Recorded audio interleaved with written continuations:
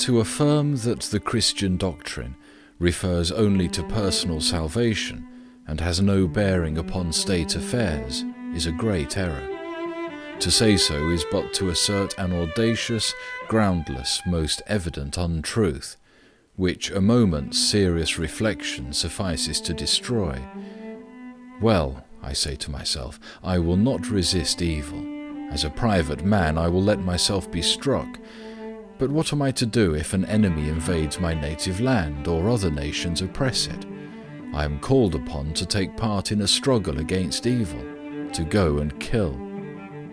The question immediately arises, which will be serving God, and which will be serving toga? To go or not to go? Suppose I am a peasant. I am chosen as the senior member of my village, as judge, as juryman. I am bound to take an oath, to judge and to punish.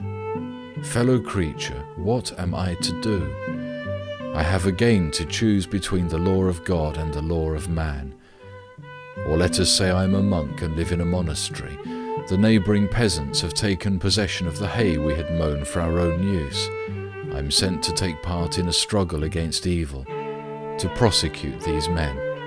I have again to choose between the laws of God and the laws of man. None of us can evade the demand for such a decision. To say nothing of the class of society that I belong to, military men, judges, administrators, whose whole lives are passed in resisting evil. There is not a single private individual, be he ever so insignificant, who has not had to choose between serving God by fulfilling his commandments or serving the toga in the government institutions of his country. Our private lives are interwoven with the organization of the state, and the latter requires unchristian duties of us, contrary to the commandments of Christ. At the present time, the military service, which is obligatory on all, and the participation of each as jurymen in the courts of law, place this dilemma with striking clarity before all. Each man is called upon to take up an instrument of murder, a gun, a sword, even if he does not kill a fellow creature. He loads the gun and sharpens the sword, that is, he is ready to commit murder. Each citizen is called upon to enter the courts of law, to take part in judging and punishing his fellow creature. That is, each must renounce the doctrine of Christ that teaches us not to resist evil. The grenadier's question, the gospel or the military code, the law of God or the law of man, it still stands before us all as it did in the time of Samuel. It stood before Christ and his disciples. It now stands before all those who wish to be Christians. It stood before me. The doctrine of Christ, which teaches love, humility, and self-denial, had always attracted me. But I found a contrary law, both in the history of the past and in the present organization of our lives, a law repugnant to my heart, my conscience, and my reason, but one that flattered my animal instincts. I knew that if I accepted the doctrine of Christ, I should be forsaken, miserable, persecuted, and sorrowing, as Christ tells us his followers will be. I knew that if I accepted that law of man, I should have the approbation of my fellow men, I should be at peace and in safety. All possible sophisms would be at hand to quiet my conscience, and I should laugh and be merry, as Christ says. I felt this, and therefore I avoided a closer examination of the law of Christ, and tried to comprehend it in a way that should not prevent my still leading my animal life. But, finding that impossible, I desisted from all attempts at comprehension. This led me into a state of mental obscurity, which now seems surprising to me.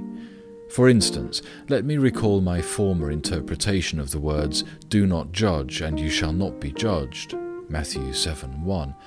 "Do not judge, and you shall not be judged. Do not condemn, and you shall not be condemned," Luke 6:37.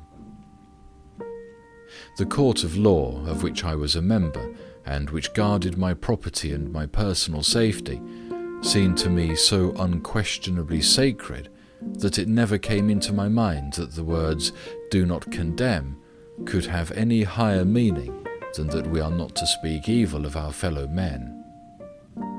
The idea never occurred to me that these words could have any reference to courts of law, district courts, criminal courts, assizes, courts of peace, etc.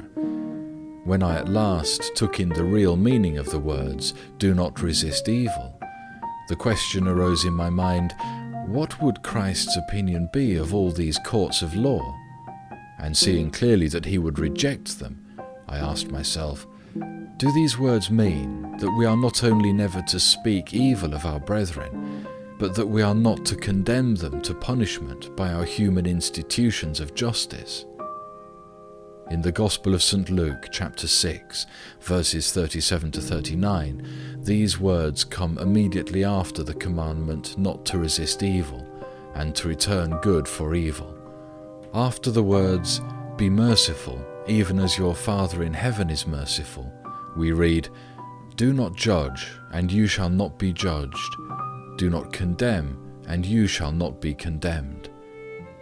Doesn't it mean that we are not only never to condemn our brother in word, that is, to speak evil of him, but that we are not to institute courts of law for the condemnation of a fellow creature to punishment? I said to myself, and no sooner did this question arise than both my heart and my reason answered in the affirmative. I know now how greatly this way of understanding the words surprises everyone at first. I was surprised too. To show how far I formerly was from the true interpretation of these words, I may here mention a foolish saying of mine, of which I am now heartily ashamed.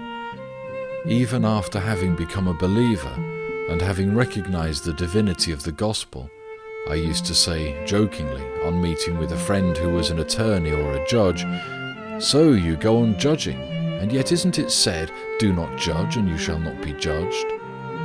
I was so firmly convinced that these words had no other meaning than that we were not to speak ill of one another, that I did not see the blasphemy of my own words. So sure was I that the words were not to be taken in a literal sense, that I used them jokingly in their true application.